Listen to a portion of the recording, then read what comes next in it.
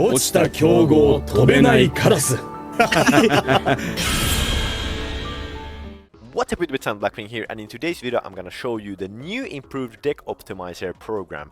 And I've been using this for months now, and I think this is hands down the best tool to help you create the decks of your dreams, basically decks that you want to make, and or further on improve on decks that you have a net decked, for example some meta decks or something, stuff like that. And you know, sometimes those decks you net deck them and then you think that okay, I maybe want to make this change here, but you're not actually sure if that change is the best change that you can possibly make to increase consistency or something, stuff like that. So today I'm gonna go through the deck optimizer program, and yeah, this is basically the deck that I played in YCS Birmingham a couple of months ago. I got 150th place out of like 2000 something players. So let's jump into the deck optimizer program. So here, as you can already see, I have a file path, and this is basically linked to the deck that I just showcased you. So every time I change something here, you know, it basically is linked, so then when I draw up 10,000 hands, opening hands, and want to simulate some scenarios, program will use the deck that I have opened up in my Edo Pro. Then also, yeah, number of simulations, so 10,000, and if you don't have any program or whatever, you can also just define the deck by hand here, but that's a little bit, you know, yeah, not maybe so interesting. After that, you want to define all your combos next. So one card combos, for example Sadri and Vata are one card combos, so I have them here. Then my 2 card combos here, there's a bunch of them obviously. My 3 card combos here as well, but these aren't that important, but you can still add them here if you want to. Then what hand traps you play, so Fuvalos, Drownlock Bird, Ash, Infinity Permanence, and so on.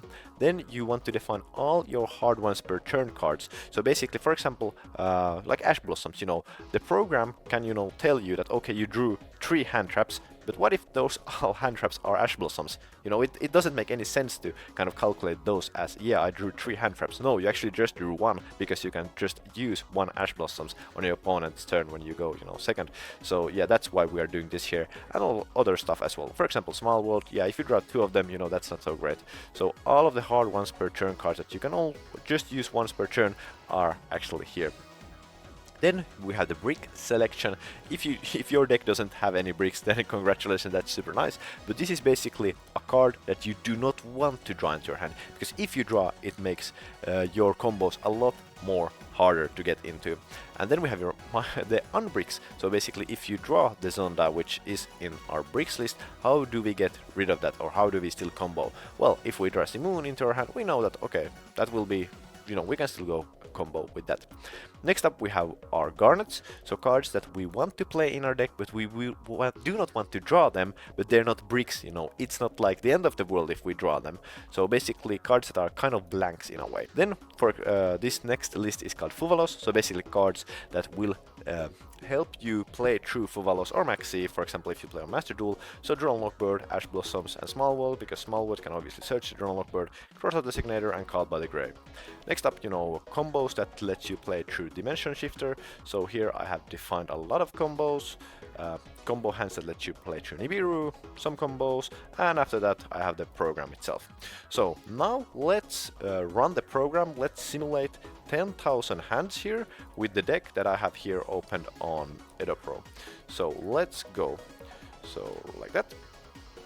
And now if I scroll to the bottom here, we can see that imported deck from YDK file, number of simulation 10,000, and after that there's a lot of Pot of Prosperity stuff that is happening. And after that I will see my bricks, so somewhere from here, yep, so we can see that 940 hands out of 10,000 bricked. And this is also a great way to kind of like add combos if you don't know, have you missed something, because here it will actually print you every single brick hand. And for example, this first hand, I can immediately see that, yeah, this is a brick hand, I'm not gonna do anything with this. So yeah, and basically it prints you all of the bricks, so you can kind of, if you're bored at work or somewhere, you can just go through these on meetings and stuff like that.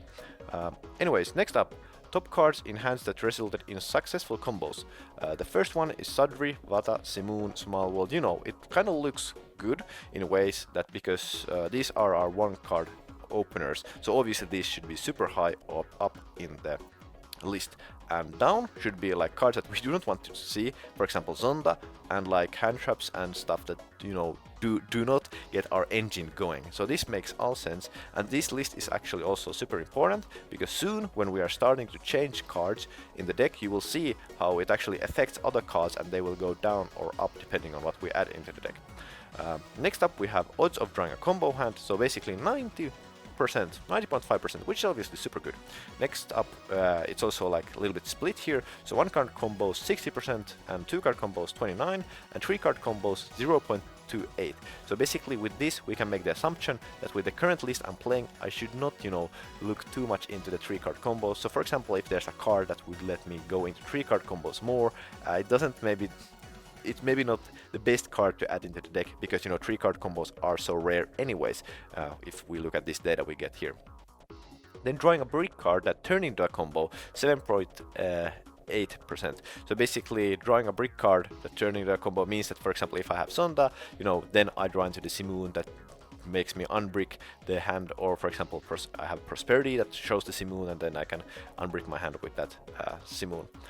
Odds of drawing hand traps in hand, so basically odds of drawing at least one hand trap, 88%, which is nice. Odds of drawing 2 or more non-hard per once turn hand traps, 51%, so meaning that if I draw, for example, double Ash, it will not include here, because those are, you know, 2 hard per once turn hand traps, so for example that would only be counted then as 1 hand trap.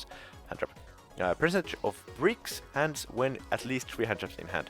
So basically this means that, you know, if I brick, I will have at least, or how many times of those times I brick, I will have at least 3 hand traps. Meaning that if I brick, you know, I want to have at least 3 hand traps, so that I can prevent my opponent from playing on his turn, so that I maybe get 1 or 2 turns, so I can further on bounce back into the game. Odds of playing True Hand Trap X while having a combo hand, this is just like Fuvalos, Shifter and Nibiru, and you can kind of see the percentages here. And obviously this is before siding, so after siding, you know, best of 3 in the TCG, you know, these can change a little bit depending on what you are siding. Then odds of drawing a Garnet, 24%, and odds of drawing 2 or more hard ones per turn cards in the same hand, so basically cards that we do not want to see, 17%. And the final deck ELO, this is just something that I've been playing around with. It's not that important, but this is just for my own stuff. So let's take here a couple of things up now. So odds of drawing a combo hand, 90%, so let's take that here. And then odds of drawing at least 2 hand traps, because this is kind of important. So let's put that here. Alright, now we have these, and this is the kind of like numbers that you maybe want to keep in mind when you're changing something in a deck. And now one thing that I'll be wondering, for example, you can wonder, like, obviously everybody has their own thoughts about in decks and stuff like this, but actually now just to kind of like test this, is that, you know, what if I would actually take out my small worlds from the deck, and the bridge obviously, and after that just include Boras and Krises. How would it change the consistency of the deck, you know? Because this is something that you could like playtest 1000 like hands or like something like this and see, or then you could just use the program and simulate it like in a couple of seconds. So now we run it, and now we can go down to the kind of like list again, and now we can actually see top cards that had resulted in successful combos. Small World is still here, which is okay. I don't know why it is here. Let's save it again and let's try to run this again, because it should not be there, because Small World was just taken out. Alright, yeah, so I just forgot to set the deck, I'm sorry about that. But anyways, now we can see that Vata, Sadri, Simur, Shamal are the top cards, and Small World is nowhere to be found, and the next card is Bora. Then Black Whirlwind, and then Chris. But what are we really looking into or looking forward to is this number here. So with the Small World we had a little bit of a higher percentage of obviously getting into the combos, 90.5, and with the Boras and Krises 88%. But then again, with replacing the Small Worlds, we're not playing that much into cards, for example like Draw on Lockbird. We're playing less hard once per turn cards, and also Bora and Chris works nicely as extenders. So you might think, you know, okay, well, could this be worth it to, you know, to play a little bit more Chris's and Boras, or replace the small worlds with that. But then, where this gets really interesting, in my opinion, is that what if we would just add the small worlds back, and for example, like an Assault Synchron, replace a small world bridge instead of playing Garbage Shoal, the Assault Synchron. And now let's save and go back to the program, simulate again 10,000 hands, and now we can see that the small world should appear back in the list. Yep, small world is really high up here. Assault Synchron is also kind of high up here. And then we will see Chris and Bora have gone a little bit down, further down, but they're still kind of high up here. But what we're really looking forward to is that odds of drawing a combo hand is now 92.3%. So it's actually higher with more cards in the deck. So earlier we played 40, now we have actually 44 cards in our deck, in our main deck, and we're actually comboing more with it. So basically we could make the assumption that now with more cards in the deck we're actually also comboing more, and we also see less of the cards that we do not want to see, for example the rank up magic launch and other bricks, for example the kunai. But there's one flip side to this, and that is that obviously odds of drawing hand traps into hand. Now you can see that this number, which was previously 51%, has dropped to 44, meaning that when you are going second and you draw 5 cards into your hand, the odds of you seeing 2 hand traps is a lot less. It has dropped by like 6%, and obviously that's something that's not so great, because we obviously want to keep the hand trap amount also high. So yeah, that's also like one thing that you can now play around with, and you can just like try to test and if you find like the perfect deck that works for you. But for example, this is in my opinion really interesting, that now we can actually say that or prove that 44 cards, if you would play the deck like this, is actually a lot more consistent, or a lot more like 2% more consistent than playing 40.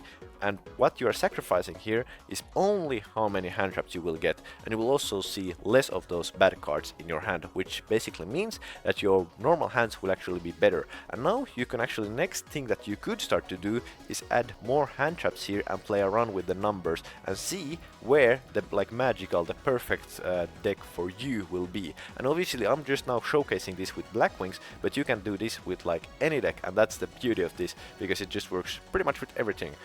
So yeah, let me know in the comment section below, did you find this interesting? And this program is currently only available for my Blackwing Master Tier members, so if you want to get access to this program and tutorial videos, basically how to use this, even though I think this video was already pretty tutorialish itself, you can become a Blackwing Master Tier member from the link in the description down below. You will get all my deck lists, you will see my videos before everybody else and stuff like that. You will get access to exclusive content and videos. So yeah, if you want to support the channel, you can become a Blackwing Master Tier member to access exclusive member only videos, updates on my Blackwing decks, and you will also get access to the Yu-Gi-Oh! Deck Optimizer program that will take your deck building skills to the next level.